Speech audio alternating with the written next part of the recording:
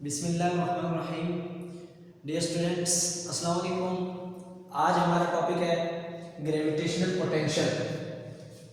Condition consider करते हैं कि consider a body of mass m is placed at surface of earth having distance from center of earth that is re, और उसको हम radius of earth consider करते हैं। अगर हमारे डायग्राम पर यहाँ रेडियस बिल्कुल सेंटर से लेकर एज ऑफ अर्थ या सरफेस ऑफ अर्थ तक ये है radius R E of earth, और फिर इसकी सरफेस पर मास m की बॉडी है और वो उसके सरफेस पर पड़ी है। Mass of earth is M E, capital M से मास ऑफ अर्थ है, and to displace the body from point 1 to n। Let's suppose कोई भी बॉडी हो और उसका मास m हो, वो सरफेस ऑफ अर्थ पर n से लेकर आते हैं, यानी इंफिनिटी से लेकर आते हैं। We divide the whole distance into number of small distances. हम इस होल डिस्टेंस को जो इंफिनिटी से लेकर सरफेस ऑफ अर्थ तक है, इसको स्मॉल पैचेस में जो कि इक्वल मैग्नीट्यूड के हों उसमें डिवाइड कर देते हैं। मैग्नीट्यूड कितने हैं? डेल आर के बराबर, such that the force during each interval remains constant. इस लिहाज से उसको मुनकसिब करते हैं, डिवाइड करते हैं इंफिनिटी से to the surface of earth, कि हर एक पैच की अपनी अपनी जो वैल्यू है, मैग्नीट्यूड है फोर्स की, वो ईच इंटरवल में कांस्टेंट हो, रिमेन कांस्टेंट हो, उनमें डिफरेंसेस ना आए। अब होगा क्या कि हम दो चीजें लेके आते हैं। पहले है वर्क डन, क्यों एक जगह से जो इंफिनिटी है सरफेस ऑफ अर्थ तक डिस्प्लेस कर रहे हैं उस बॉडी को जिसका मास छोटा m है, और वो वर्क डन के फॉर्म में होगा। दूसरा, वो पोटेंशियल एनर्जी के फॉर्म में हम लोग हासिल करेंगे। है क्या कि potential energy equals to total work done, और उसी को यहाँ पर नेट वर्क डन के भी इक्वल रखा गया है। डेरिवेशन पर आते हैं। डेरिवेशन में सबसे पहली बात ये कि as we go up from the surface, जैसे जमीन की सरफेस से अपवर्ड टुवर्ड्स द इंफिनिटी लेके चलते हैं, द ग्रेविटेशनल फोर्स डिक्रीजेस। क्यों? इस सरफेस ऑफ अर्थ पर ग्रेविटेशनल फोर्स या पुल वो तो ज्यादा है, लेकिन जो जो हम दूर जाते जाएंगे इंफिनिटी की तरफ अपवर्ड डायरेक्शन में, जैसे कि ऊपर कंडीशन के अंदर लिखा हुआ है, तो उसकी ग्रेविटेशनल फोर्स किसकी? अर्थ की, वो डिक्रीज होने लग पड़ेगी। होगा क्या? फिर हमारे पास कांस्टेंट फोर्स नहीं है, वो यहां से लेकर सरफेस ऑफ अर्थ से लेकर इंफिनिटी तक हमारे पास फोर्स वेरिएबल हो जाएगी। जो जो हम फासला तय करते रहेंगे टुवर्ड्स द इंफिनिटी, उसके अंदर डिक्रीज आएगा। किसके अंदर? ग्रेविटेशनल फोर्स के अंदर, और उसके नतीजे में हमारे पास डिक्रीज की वजह से यहाँ पर फोर्स और होगी, यहाँ पर फोर्स और होगी, यहाँ पर फोर्स और होगी। एट इंफिनिटी ग्रेविटेशनल फोर्स हमारे पास मजीद कम हो जाएगी और वो और होगी। अब होगा क्या? We can get the total work done by summing up all the individual work done. वो वर्क डन जो एक्चुअल में पोटेंशियल एनर्जी के इक्वल है, नेट, वो इंडिविजुअल वर्क डन के इक्वल होगा। यहां से लेकर यहां तक पहला वर्क डन, फिर पॉइंट 2 से पॉइंट 3 तक दूसरा वर्क डन, सो ऑन जाते रहेंगे यहां तक कि n work done, nth number of work done मुकम्मल होंगे, और उन सब को work done 1 plus work done 2 plus work done 3 plus so on यहां तक के वर्क डन nth नंबर तक, जहां इंफिनिटी पर है वहां तक हम उस मास को लेके जा रहे हैं, तो वहां तक हमारे पास वो टोटल सम अप करेंगे, हमारे पास टोटल वर्क डन आ जाएगा। हम सबसे पहले लेते हैं the work done from point 0 to 1। Let's suppose surface of earth, यहां से मास हम लोग लेके जाते हैं, बॉडी लेकर जाते हैं, उस बॉडी को यहां से यहां तक का डिस्प्लेस करते हैं। यहां पर 0 है और यहां से 1 तक लेकर जाने के लिए हमारे पास क्या है? वो वर्क डन W1 के इक्वल है। W1 क्या है? अब वर्क डन का आप लोगों ने फार्मूला पढ़ा हुआ है, इवन 9th क्लास में भी, 10th क्लास में भी, छोटी क्लासेस के अंदर, कि work done is equal to F dot D cos of theta, वहां पर पढ़ा था। अब F डॉट D की जगह, इस D की जगह आप D भी यूज कर सकते हो, R भी यूज कर सकते हो, S भी यूज कर सकते हो, X भी यूज कर सकते वो यूज कर सकते हो। लेकिन यहाँ पर हम लोगों ने या बुक वालों ने क्या यूज किया हुआ है, del R, change in radius. यहाँ से यहाँ तक रेडियस और होगा, यहाँ से यहाँ तक रेडियस और होता होगा, यानी वो डिस्प्लेसमेंट जो डिस्टेंस है वो जो कवर कर रही है बॉडी वो चेंज होता जा रहा है। फिर इसको करते क्या है, कॉस ऑफ थीटा से रिप्लेस करते हैं एफ एवरेज, यानी फोर्स जो एवरेज है। एवरेज कैसे ली जाती है, मैथमेटिक्स का बेसिक रूल है कि लेट्स सपोज अगर आपके क्लास की स्ट्रेंथ 20 है और 20 रिजल्ट्स आए हैं, 20 रिजल्ट्स को सम अप करो और 20 नंबर यानी जितने ही उसकी टोटल स्ट्रेंथ है उसी पर डिवाइड कर दो, आपके पास एवरेज आ जाएगी। सिमिलरली अगर यहाँ से यानी सरफेस ऑफ अर्थ से उसको इंफिनिटी तक लेकर जाए और एक एक वर्क डन को अलग अलग जमा करें, फिर जितनी बार वर्क डन हुआ है यानी nth number of work done हुआ है उतने पर डिवाइड कर दें, उतनी मिकदार की फोर्स, उतनी मैग्नीट्यूड की फोर्स हमारे पास आ जाएगी, जिसको एफ एवरेज कहा गया dot del R cos of theta. वो एंगल है। एंगल क्या है, हम यहाँ से लेकर अगर यहाँ तक मेजर करें टोटल तो वो एंगल 180 डिग्री आता है। अब उस 180 डिग्री को कॉस ऑफ थीटा की जगह पुट करते हैं तो कॉस 180 डिग्री हमारे पास वैल्यू देते हैं -1। वर्क डन जो पहले वाला है force average dot del R cos of 180 degree, cos of 180 की जगह -1 वैल्यू पुट कर दी। ये टोटल वर्क डन जो हमारे पास आएगा पहले वाला, यानी यहां से लेकर उसको पहले पॉइंट सरफेस ऑफ अर्थ से लेकर पहले पॉइंट तक जो डिस्प्लेस करवाया गया, वर्क डन करवाया गया, वो हमारे पास ये वैल्यू देती है। Work done 1 is equal to minus F force जो एवरेज है उसमें से डॉट डेल आर, यहां से लेकर यहां तक का जो चेंज आया आर यानी डिस्प्लेसमेंट या डिस्टेंस के अंदर, the average force from point 0 to 1। अब हमें नहीं मालूम कि वर्क डन 1 तो हो गया है कि उसकी फोर्स क्या है, तो फोर्स कहां से लेते हैं, पीछे आप लोगों ने टॉपिक पढ़ा है गुज़िश्ता टॉपिक्स में, जहां पर आपने यूनिवर्सल ग्रेविटेशनल लॉ पढ़ा था, वहां पर आपने ये वैल्यू निकाली थी, gravitational force, mass of earth, mass of object या बॉडी जो उस सरफेस पर रखा गया था ओवर रेडियस r या डिस्टेंस का जो यहां से लेकर ऑनवर्ड इंफिनिटी तक जाएगा उसका स्क्वायर होगा। फिर आते हैं हमारे पास कि हमें नहीं मालूम कि ये रेडियस जो है या एवरेज डिस्टेंस जो है ये रेडियस ऑफ अर्थ है या पहला r1 है, यानी सरफेस ऑफ अर्थ से लेकर यहां तक r1, यहां से लेकर यहां तक हमें दिया गया। अब यहां से क्या करते हैं कि कैलकुलेशन लेते हैं किसकी, कि हमें आर एवरेज मिल जाए, वो जो रेडियस है उसका एवरेज हमें मालूम, और वो क्या है, एवरेज डिस्टेंस यहां से लेकर आगे टोटल अगर एवरेज डिस्टेंस देखा जाए, हम सेंटर ऑफ अर्थ से पॉइंट 1 तक जो डिस्टेंस कवर है उसका एवरेज लेते हैं। वो क्या कि रेडियस ऑफ अर्थ सेंटर से सरफेस ऑफ अर्थ तक, फिर सरफेस ऑफ अर्थ से पॉइंट 1 तक, इन दोनों को जब जमा करेंगे और दो हैं, दो पर ही डिवाइड कर देंगे, उसकी एवरेज आ जाएगी।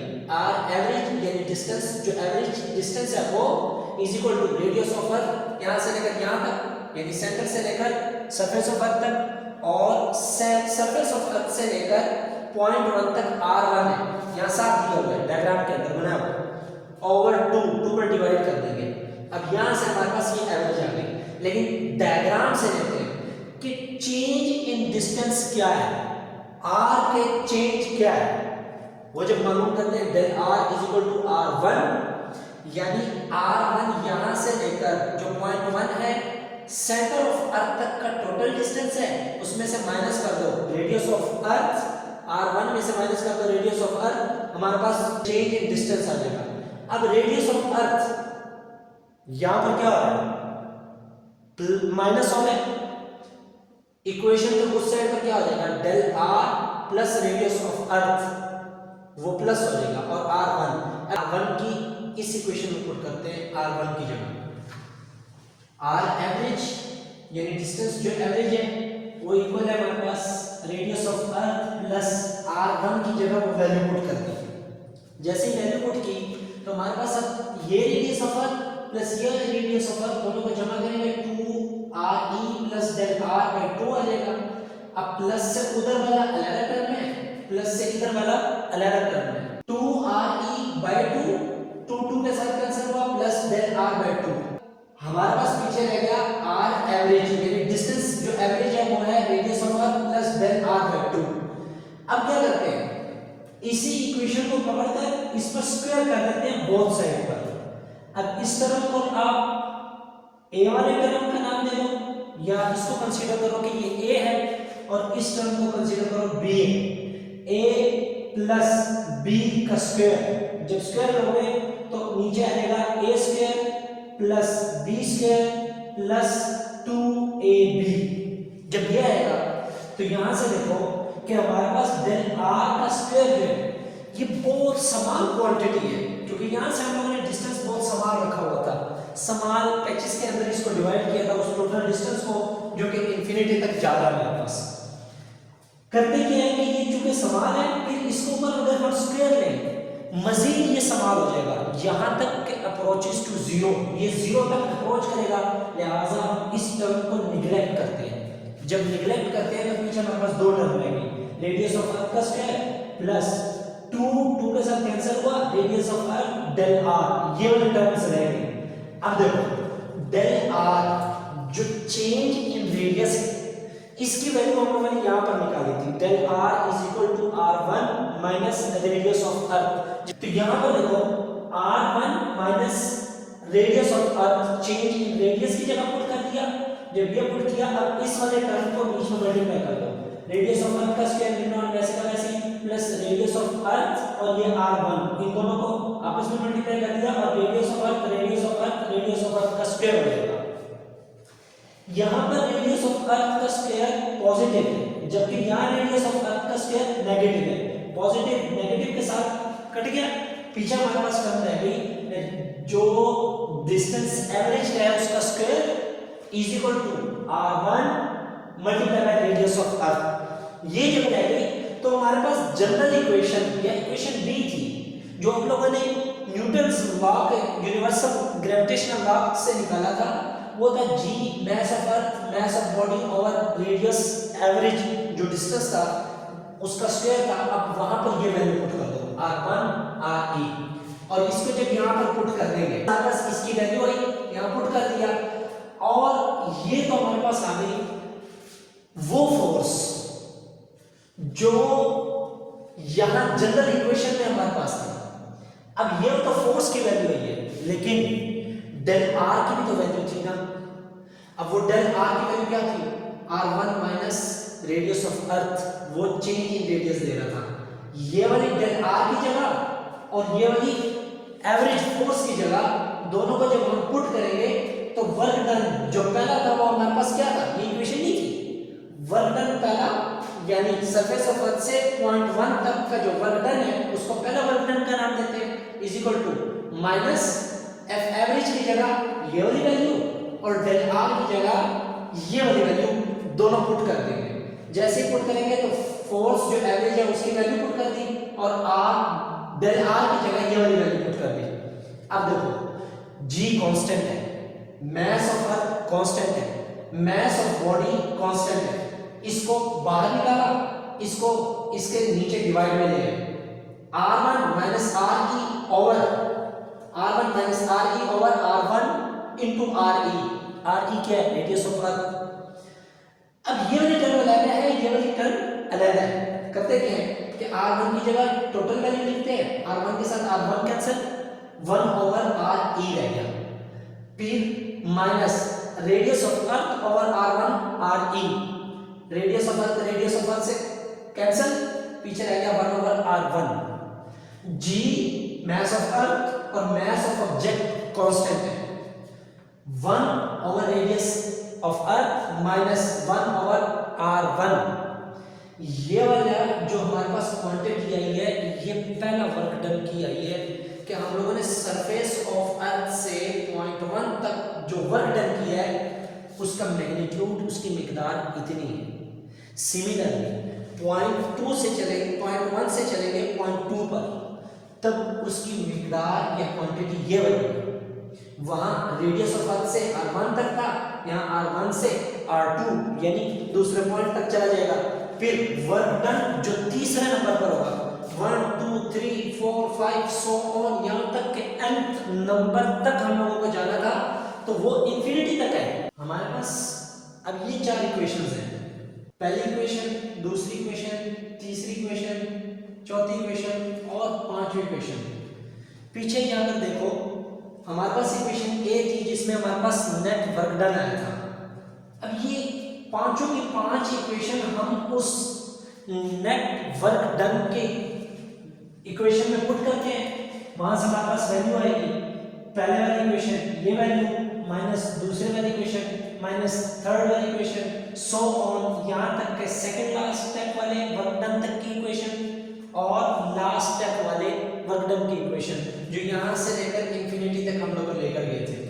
अब एक और बात कि जी कांस्टेंट है, मास ऑफ अर्थ कांस्टेंट है, मास ऑफ ऑब्जेक्ट या बॉडी जो सरफेस ऑफ अर्थ से इंफिनिटी या इंफिनिटी से सरफेस ऑफ अर्थ तक लेकर आए थे, वो कांस्टेंट है। यहां पर भी, दूसरे में भी, पहले में भी और आखिरी में भी।